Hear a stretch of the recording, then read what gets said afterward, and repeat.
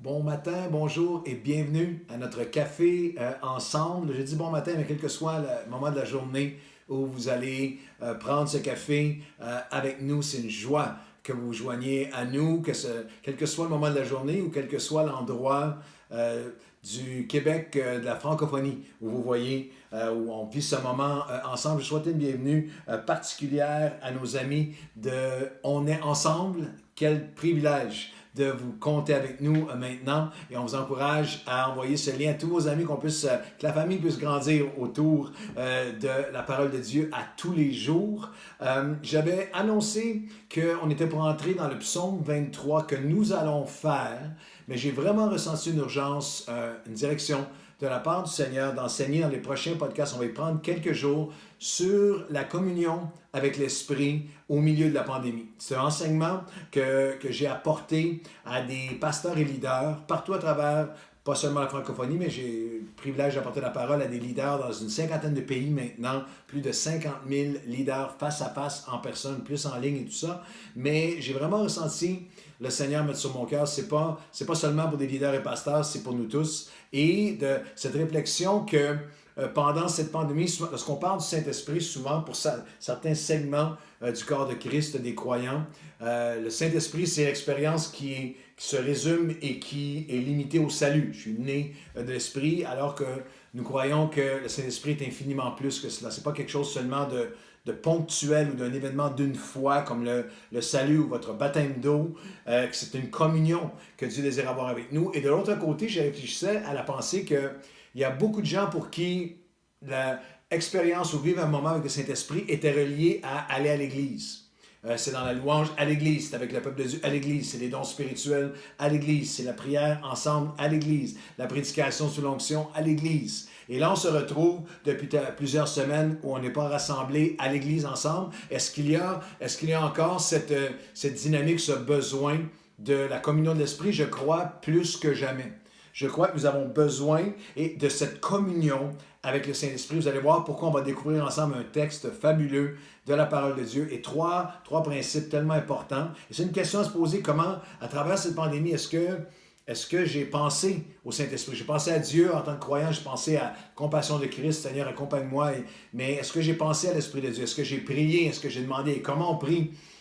Dieu le Père, Dieu le Fils, Dieu le Saint-Esprit. Et cette expression, la communion de l'Esprit, est trouvée dans 1 Corinthiens et 2 Corinthiens. À la fin de 1 Corinthiens, l'apôtre Paul a cette salutation extraordinaire qu'il donne aux croyants dans plusieurs des épîtres. Il va dire la grâce du Seigneur Jésus et mon amour soit avec vous tous. La grâce et l'amour. On a besoin de la grâce et de l'amour alors qu'on traverse cette pandémie. Mais à la fin de 2 Corinthiens, son deuxième épître, sous, je crois, une urgence de la part de Dieu, il ajoute, il dira encore une fois que la grâce du Seigneur Jésus-Christ, le dernier verset de la deuxième lettre aux Corinthiens, que la grâce du Seigneur Jésus-Christ, l'amour de Dieu et la communion du Saint-Esprit soient avec vous.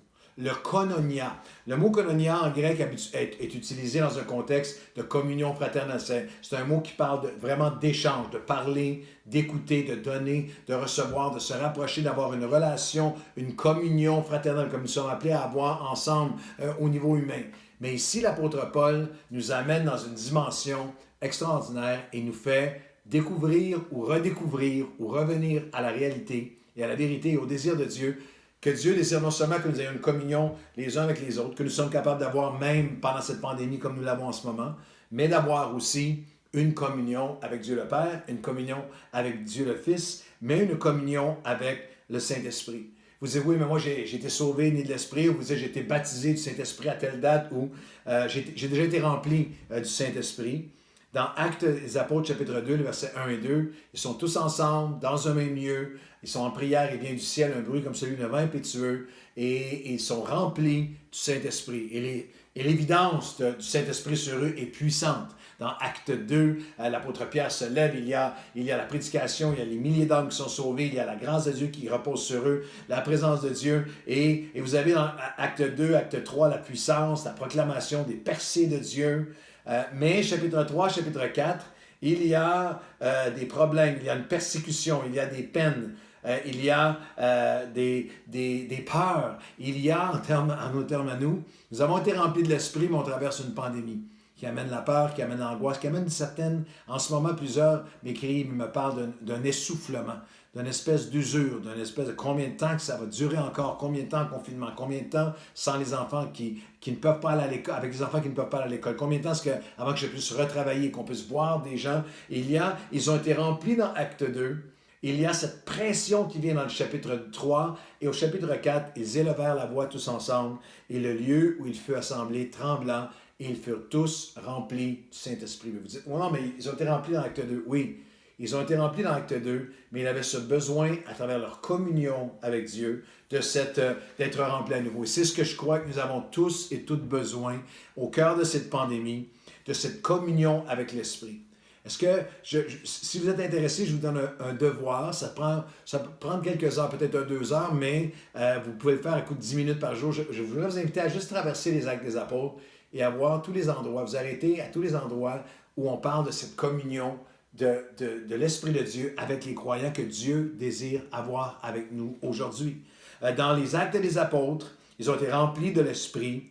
Et nous sommes invités à recevoir l'Esprit, à être remplis, à être baptisés, à être immergés, submergés, baptisés, mais aussi à être dirigés de l'Esprit, liés par l'Esprit dans l'appel et la volonté de Dieu, empêchés par l'Esprit, conduits par l'Esprit, avertis par l'Esprit, poussés par l'Esprit. Et lorsqu'on regarde ces termes, on réalise à quel point c'est pertinent à ce que nous vivons actuellement. J'ai besoin d'être dirigé, j'ai besoin d'être lié, d'être attaché par Dieu à mon appel, à mes valeurs, à sa présence, à sa parole. J'ai besoin d'être averti, j'ai besoin d'être conseillé. Dans les Actes des Apôtres, l'Esprit parle à leur cœur, l'Esprit déclare, l'Esprit annonce, il témoigne, il fortifie, on a besoin de tout ça. Il encourage, il établit, il multiplie, il donne croissance et force, non seulement à l'Église, mais aux croyants dans leur vie. Alors nous avons besoin de... Et vous dites, oui, mais ça, c'est les Actes des Apôtres. En fait, si vous connaissez un peu le début et tout le narratif des Actes qui sont écrits par Luc, qui a écrit l'Évangile de Luc, il a écrit Luc et les Actes des Apôtres à Théophile. Et il a écrit, et il commence les Actes en disant, tu sais Théophile, comment je t'ai écrit que Jésus avait commencé, les œuvres que Jésus a commencé à faire. Il a guéri, il a délivré, il a changé des vies, il a calmé les tempêtes. Tout ce que Jésus a commencé à faire, il est mort, il est ressuscité. Ses œuvres maintenant, ce n'est pas les actes des apôtres, c'est les actes de Jésus à travers les apôtres. Et une des particularités qui m'a toujours interpellé, c'est que toutes les lettres du Nouveau Testament ont un commencement, ont une fin, ont des salutations à la fin. Les Actes des Apôtres, vous lirez la fin du chapitre 28. La première fois, je me souviens, comme jeune chrétien, j'ai lu les Actes des Apôtres et j'arrivais à la fin, je dis, est-ce que j'ai une Bible défectueuse? Il n'y a pas de conclusion, il n'y a pas de fin. Et la raison est simple, c'est que les Actes des Apôtres, ce sont les actes de Jésus par le Saint-Esprit à travers nous et elles se continuent aujourd'hui. Nous sommes dans la continuation. Alors Dieu veut encore, dans les actes, le croyant reçoit l'Esprit, ou il résiste à l'Esprit. C'est encore nos choix aujourd'hui. L'Esprit les a amenés à des moments où ils ont été étonnés de ce que Dieu faisait. Ils ont été envoyés par l'Esprit, à l'écoute de l'Esprit, ont reçu des ordres de l'Esprit, mais il y a des moments où ils ont menti et se sont opposés à l'Esprit. Alors il y a cette dynamique de communion spirituelle et elle est décrite.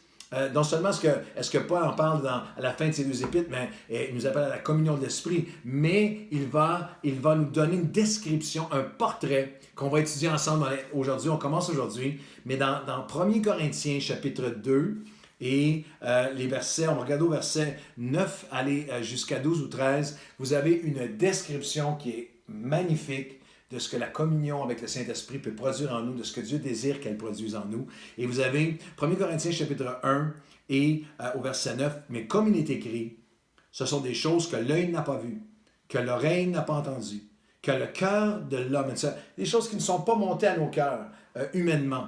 Nos yeux ne peuvent pas les voir, nos pensées ne peuvent pas les concevoir, les choses que Dieu a préparées pour ceux qui l'aiment, mais Dieu les a révélées par son Esprit.